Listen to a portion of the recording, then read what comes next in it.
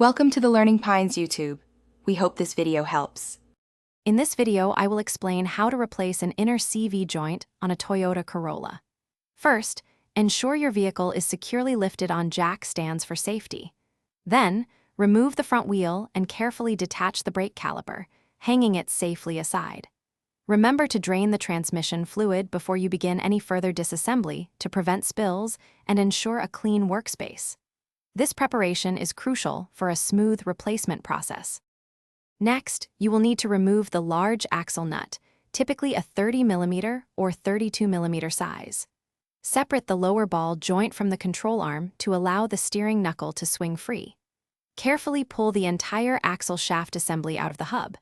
Then, using a pry bar, gently but firmly dislodge the inner CV joint from the transaxle, being mindful of the differential seal.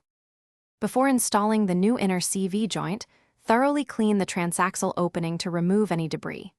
Apply a thin layer of fresh transmission fluid to the new seal and the splines of the new joint. Carefully align the new inner CV joint with the transaxle and push it firmly into place. You should feel it click or seat securely, indicating the new circlip has engaged properly. Now, reinsert the axle shaft into the hub and reattach the lower ball joint and brake caliper. Torque all nuts and bolts to their manufacturer's specifications, especially the axle nut, which is often over 150 foot-pounds. Finally, refill the transmission with the specified amount and type of fluid. Check for any leaks and perform a cautious test drive to ensure everything functions correctly. Thanks for watching. Consider subscribing if we helped you.